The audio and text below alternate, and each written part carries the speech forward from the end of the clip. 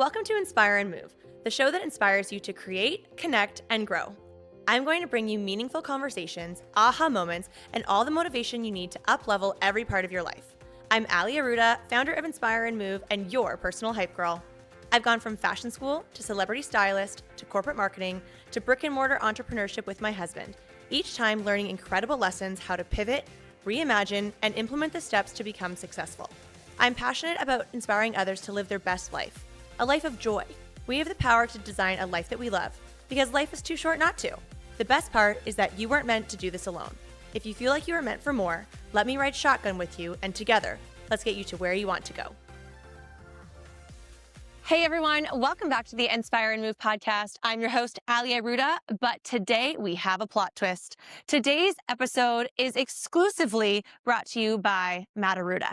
So this episode that you are about to listen to is so good. I absolutely encourage you to whip out a pen, paper, or take some notes on your phone or your computer, because it is all about how positivity and optimism attracts more opportunities in life and in business. So Matt built this talk as a keynote, if you will, for our Mentor Collective Mastermind community that we are so proud to be a part of. We are so psyched to be the accountability coaches and health and mindset coaches within the MCM community created by Chris and Lori Harder. So this is what Matt prepared for our MCM community, and it was just so good that I wanted to share it with all of you. So I hope you enjoy. And as always, if something resonated with you, please shoot us a DM, share it on your socials, or leave us a 5-star rating and review, and we would be so grateful. Please enjoy. First and foremost, we talk about the idea of what it means to find the motivation and to find the energy in order to unlock opportunities, and what that means in whatever it is that we do from an entrepreneurial standpoint. It is amazing that we got to start this with moving your body and feeling the endorphins that come from that, because it's literally how we start our days. It's the formula that Ali and I 100% subscribe to on a regular basis.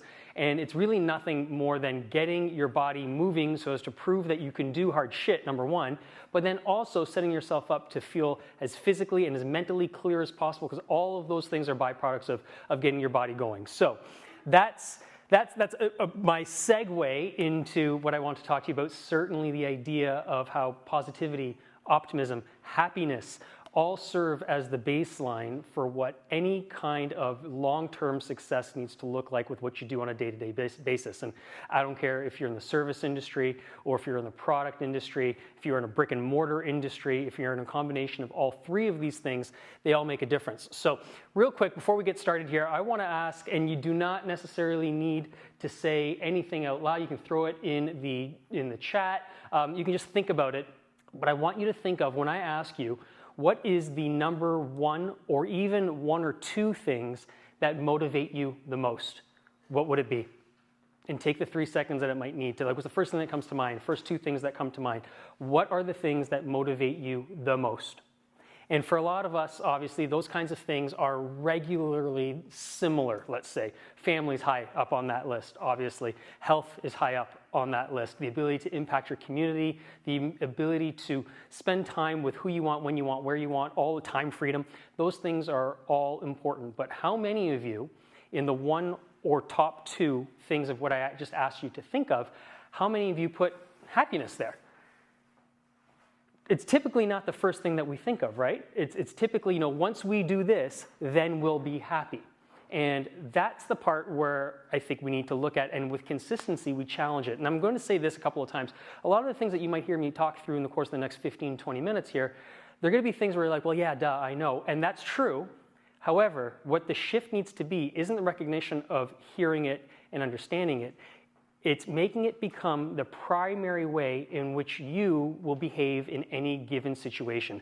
Choosing your own happiness, optimism, and positivity first as the baseline for which you then go and do all the great things that you guys do on a regular basis. The old formula used to be, you work hard, and then hopefully over time, after working a certain amount of time, you get recognized, whether it be by the community, by the team, by your boss. Once you're recognized, you become successful, whatever that looks like. Usually it has a financial component to it. Once you've got all that, then you allow yourselves to be happy. The aha, I made it type moment, because I did this, which preceded this, and then it preceded that. And once I got all those 3 things locked in, or 4 things locked in, then I'm allowed to be happy. And the reality is, it should be the complete opposite way, right? Like that formula should be flipped on its head, where happiness isn't coming from your success, but instead your success is the byproduct of you first choosing happiness, right? Because we all know that when we hit goals and we earn money, we get promoted, we still aren't happy because we know that there's always more to do, right? Like how many times do you hear like you've got month end, you have this type of a deadline that you need to hit. I have this meeting that I have to get to. Once that's all done, then I can breathe, or then I can go and celebrate. And that's backwards. I think the idea of positivity fueling your energy and creativity and resilience and productivity, that is what you need to look through first, so that you can then see as many opportunities as possible. Because as soon as you start that way, where you choose the happiness first, you look for the positivity first, it becomes a competitive edge that you are doing it earlier than almost any other one of your competitors, who are choosing to get it done first before they choose their happiness. But what I'm telling you is the happiness will automatically unlock more and more opportunity. And it happens automatically. That's the beauty of it. Once you shift the ability to look at things from an opportunistic standpoint, you can't help. And it's scientific, and I'll get into it in a second, but it is scientific that as you start looking for more opportunities just naturally become available. And in the world that we offer and that we serve, opportunity and the ability to find opportunity is everything, right? Optimistic salespeople outsell negative salespeople by 56%. So you know this too, right? Like your brain performs not when it's best when it's stressed or when it's even at neutral. It's going to perform at its best or at its peak when it's positive, right? Like you think about this. When's the easiest time for you to close a deal or to make that next sale? Right after you just closed one, right? Like you know that you can do this. You just proved it to yourself. You proved it to the product or the service that you provide, that you know how to do this. And then you step into that next step with so much more confidence, because the proof is in the pudding. You literally just did it. So how could you not be able to do it again and again, right? It only makes sense. So obviously what we want to ask is, how do we train ourselves to be happier more often? And then to do it in a more sustainable way, to do it over and over and over again, where again, if there's one thing I want you to kind of hear from this is, I'm wanting you to shift that happiness and opportunity to be your baseline. That's where I want you to start with it first, right? What are we saying here? This totally happens all the time, getting selling rhythm almost. Exactly, it's selling rhythm. Like, it's exactly it, right? Like once you know what you're doing and it just becomes a natural part of how you speak to everything. All right, so your interpretation of reality obviously matters. Your brain interprets the world and then it reacts to it. We're all literally going to be byproducts of what it is and how it is we look at everything around us. But if you're consistently consuming negativity, whether it be in the news or really leaning or sitting into client complaints, sitting in the stress, your brain starts believing like that's the normal ratio that you're supposed to live life in, right? Like you're supposed to get up and you're supposed to have a whole volcano of things to deal with first, and then maybe by 6 p.m. you can start leading into an easier evening with the family, a glass of wine, nice dinner, whatever. That's the ratio that your brain just thinks is normal. What I'm challenging you to do is to think of it slightly differently, where if you can just replace even a small portion of what would otherwise be that negative cycle of sorts with something more positive. And it doesn't even need to be a tremendous amount. I'm talking like 10 minutes more in your morning, another 10 minutes more in your afternoon of intentionally not looking at the news, not doom scrolling, not gossiping, finding yourself in a place where you can give yourself the space to allow for more positivity to naturally seep in.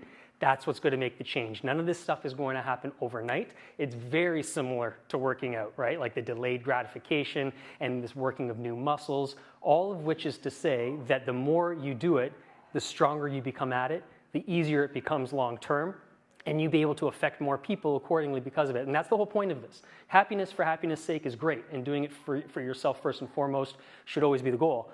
But think of how you then go and affect and impact other people through the course of your day. Your positivity is contagious.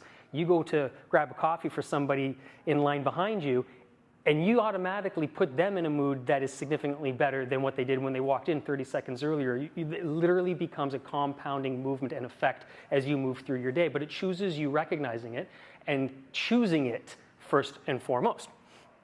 All right. So, positive emotions, they'll flood your brain with things like dopamine and serotonin. They're the same chemicals that improve your memory. They're the same chemicals that are going to process speed and creativity. They're what's going to allow you to get to a problem-solving mentality a hell of a lot faster. There's a study from University of Toronto, not far from where we live, where it shows that positivity literally expands your visual field. Your peripheral vision literally widens. It means you're able to notice more physical possibilities that you wouldn't otherwise be open to if you weren't working from a place of positivity first. So in the workplace, this is obviously everything, right? Like in seeing opportunities and knowing that's part and parcel of what you do every day, your job is finding opportunities, then again, positivity becomes your biggest selling competitive advantage because you're looking for it where others aren't right off the hop. So really good example of this. We all know the massive pharma company Merck. Merck, years and years ago, tried to create a drug that was targeted specifically to prostate cancer. And they had spent hundreds of millions of dollars in the R&D of this product. And they did a ton of experimentation with it, and all that to be said, it worked, but only a finite amount of time. However, what came from it with a ton of consistency was a side effect of these men who were all regrowing hair. And so what they did, what Merck decided to do was instead of scrapping this hundreds of millions of dollars deep project, they decided to shift, to pivot, because they found and they saw they were open to the opportunity where they said, okay, what we created this for, prostate cancer, is not doing what we want to do the way we want it to do it. But we've got this other product that could absolutely serve a whole other demographic altogether and a completely different clientele, but still be impactful in its own way. And Propecia was born. And that's how they turned their hundreds of millions of dollars into billions of dollars when they were on the heels of effectively saying, this isn't working at all, let's scrap it and start from scratch. So the idea is always looking for the opportunity, because if you can be in that optimistic mindset more often, it becomes easier to find them, right? It's positivity really isn't a mood. It's more of a work ethic. And like I mentioned earlier, it becomes part and parcel of who you should identify yourself as. You guys are all hard workers. You're here with us right now on this call. You're all entrepreneurs. You're working hard. You've spent money to get into the rooms. Your work ethic is not the issue. You guys are already a cut above the vast majority of people, especially in your own industries. So if you can just find the mental attention to shifting when you choose positivity, when you choose optimism, it becomes a gargantuan needle mover for what you do long term from there. So how can we raise this happiness baseline? There's a lot of ways, and there's no one right way. There's no way that works for me that then has to work for everybody. Same with Ali. I'll tell you right now, Ali's baseline happiness accelerator is working out. Period. Full stop. I love it too, not as much as her. So there will be other things that you're going to like that are going to fit well for you by comparison. So here's a few. Meditate. Takes 5 minutes. And what it's going to do is it builds the left prefrontal cortex of your brain, which is the brain's happiness center. So if you're building this, but through meditation and through introspection and things of that nature, you are, without even knowing it, intentionally growing the part of your brain that speaks directly to how you can invite and hold on to happiness longer. Anticipate something. Future enjoyment also likes reward centers just as strongly as the event itself. And we kind of know this whenever we've booked vacations, for example, or we have things that we are moving towards that we are going to be looking forward to, whether it be a holiday season, family time, whatever it is. Just the thought sometimes of having those things in the back of our mind is what allows us to feel really good about it moving forward. It automatically puts you in a great mindset to activate whatever you need to do moving forward from there, even though you're not even close to that thing actually happening yet. Being altruistic, being selfless, things like giving away to people, right? Like even small acts of kindness will ensure that your dopamine lasts longer, actually. So altruistic is a massive thing. Just think about how you feel every time you lean into something charitable and what that means for the kind of impact that you create for it too. Shaping your environment, right? Like your workspace influences your emotions and other people's. But what I mean by that is, if I have an office that looks like a bomb has gone off on it, I'm likely not going to attract other people that want to work with me to walk into a space like that, because it doesn't look like I'm in any kind of control, right? So you have a space that promotes control over what it is that you're able to act on, and you by nature just act on it with more control. It's literally a beautiful vicious circle that all of these things are also free. I'm not telling you to sign up to this and you have to download that. Like it's literally, it's a free choice, and that's their shift, is just in the moment to make the decision to want to do it, okay? Limit negative media. My God, this might be one of the biggest ones. Limiting negative media. I know we're all very much on the same page with this kind of stuff, but yes, there are negative things happening all around us all the time, and I'm not one to put my head in the sand or to pretend it doesn't exist. But if we're looking at focusing on how we can make an immediate impact in our community, how we can lead with positivity and optimism, and how we know that happiness is what allows us to jump off of that platform, to impact quicker and to do it further, then the easiest way to do this is not to hear the noise, not to hear the ugliness that does exist. It's true, but it's throwing you off track. So if you can limit how much of it, not saying get rid of it entirely, if you can, God bless you, but if you can limit it as much as you can, it keeps you focused. And it's the focus that makes the difference between where you're at and where you want to go, period, full stop. Exercise. Allie's up here with her hands. Yeah, she's feeling good. Yeah, there's all the energy, right? Exercise. I can go on and on about this. We own a friggin' gym, for God's sakes. So yes, we feel very, very in line with how we know exercise makes a big difference to help all of the endorphins, to make sure all of the right natural chemicals are working the way that they should to go have a hell of a day moving forward. But we know that there's also a shit ton of studies that reflect this too, right? So I would say to you that, if as long as it fits within your day-to-day or week-to-week, it doesn't have to be a daily workout plan or routine, but gosh, if you can incorporate some of it on a regular basis, yes, the physical long-term benefits go without saying, but what it means for you in the immediacy of you completing a workout, it's tremendous. You can't do it enough. And then lastly, I'm not going to tell you how to spend your money, but man, spending money on experiences, not things, that makes a massive difference with what your mindset is long-term, right? We can all get caught up in the most recent iPhone and what the next thing is that your kid needs for Christmas, when the reality is, if I asked you all to think and tell me what 2 things you got last year for Christmas, 2 physical things you got for Christmas last year, most of you couldn't do it. Most of you couldn't tell me 1 thing, let alone 2 things. And that's because they're not ever going to be as memorable as if I asked you, can you tell me the last time you went on a family vacation? Where'd you go? What'd you eat? What restaurant would you guys recommend when you were there? You can tell me those things. You can tell me the experiential things that resonate deeper and sit with you longer. They'll make you happier longer, right? All right. So we know that our minds are very much like single processors in the sense where they can't focus on a lot of things at the same time. And we have choices to make when we're faced with multiple things at the same time. It's really hard to focus on pain and stress and frustration while simultaneously looking for where the hope is and where the growth is or where the possibility is. You can see or maybe understand that these things can exist maybe on the same plane, but certainly not at the same time. And that's where the decision almost has to be made. What do you want to lean more into? It's not to say that there isn't pain in one's life and that there isn't frustration. There probably is every friggin' day, but how long you choose to stay there and instead move to a place where you can be productive and impactful and so on, that's always going to be your choice. So as soon as you raise that happiness baseline of sorts to allow you to move past that point of frustration quicker, you win. And if you win, your community wins. And that's what this whole thing is about. That's why MCM exists. We're looking to make an impact in our community. So let's get to the point where we can as soon as possible. There's a really cool study out there, and I won't bore you with all the details of it. There's a really cool study that was about 5 years ago.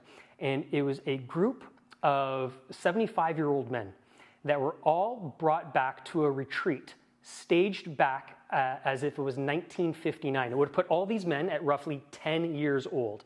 The entire retreat was staged as it was 1959. Cars in the driveway, 1959 or older.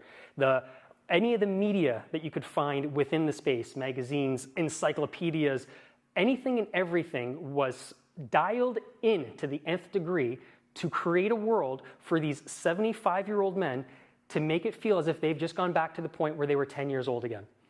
By the time that they left that retreat, 2 weeks later, they were all improved on their strength, their posture, their cognition, and over 50% of them had better eyesight as a 75-year-old. And none of this was through any medication that had been implemented, obviously. It was literally just finding your physical area of where you believe you could be the strongest version of yourself, right? And these men went in there open-minded, didn't know what to expect, but all that is to say, it is proof in the pudding that lets you know that so much of what you are or what you do is based off of where you put yourself first. Growth mindset and fixed mindset are obviously two different things. Fixed says more things like, this is who I am. That's very rigid. It's very black and white. There's not a lot of movement from that versus growth mindset, which is much more flexible, and it tells you more things like, I can get better. You need to ask yourself the way we do, ask ourselves, we all have job titles, and those are largely things that we've put on ourselves, or maybe your boss has put on you, whatever that needs to look like. Where it's more powerful is to think of what's the job title your clients would give you. What would they tell you you do for them in your world? And if it doesn't align with what it is you want to provide, make the shift. It's as easy as just deciding I'm going to make the shift because you know who you're providing all of this wealth of knowledge and all of this impact for. It's for your community. So knowing that starting up here is, am I showing up the way they need me to show up, the way they pay for me to show up in a lot of instances? That's what you need to know. All right. We're going to wind this down here because I do want to open this up to anything that you guys want to chat about as well. And so far, still good, right? Like you guys can hear me. I'm not Robot Man or anything like that. It's all good? Good. Okay. Turning failure into opportunity is an easier thing to say versus do, right? It's a sentence, it's kind of kitschy. We're all going to fail. Everybody fails. But your brain literally creates these maps, these neural pathways that on each failure, it's based on every failure, and these pathways are what's going to tell you when you get to this point again, do you go that route or do you go that route? You don't need to make the same mistake again. So staying neutral, you don't learn very much. Staying negative doesn't make it better, right? You kind of almost double down, you feel worse for yourself. It's this perpetuating circle of ugliness that's hard to actually climb out of. Staying positive allows you to quickly reframe and build strength for the next time you're brought to that same spot, because likely you don't fail just once, right? Likely you will fail, that same opportunity will come up again. You might come up against a similar frustration point, but the ability to say, I see you. It's like seeing that cop car half a kilometer, half a mile down the way and being like, I see you, bud. You're not going to get me. I'm going to adjust here and now. And you fly by no issues because you adjusted way ahead of time and you caught it accordingly. So knowing that you can recognize it first and then be able to obviously act on it thereafter is the key every time. Anticipating it is the key to it every single time. All right. I played football for a long time through college and so on, and I kind of look at that almost similar to even when I would get hit. When I would get hit, and I got hit a lot. I wasn't a big guy. Thank God I was fast, but I got hit a lot. So in saying that, getting hit hurt until I learned how to get hit. I put on the pads. That helps. I saw somebody coming, and I knew I wasn't going to love this. I was bracing for it, but I turned the right way at the right time so as to not say that I wasn't going to get hit, it's so that I can pop up immediately and go back to my huddle, go back to my team, and go and impact them again on the next play, where I will also likely get hit. I knew this. So knowing what is coming doesn't mean that you have to run away from it or continuously hit it on the chin over and over and over again. It's a matter of being prepared for it, and now that you know what these movements could be to change the baseline opportunities around what happiness could be for you, then it's your responsibility to make sure that you are prepared to move forward from that at the most productive way possible as often as possible. I'm going to leave it with one thing that it's a Chinese proverb of sorts that really loosely said, and it's a wonderful mindset kind of shift. There were two shoe salesmen that went to Africa in the early 1900s. Stop me if you've heard this. Actually, don't. I'm going to finish it anyways. So 2 shoe salesmen go to Africa in the early 1900s. They come back after being there for a week. They go back to their boss. Their boss says, "How was it?"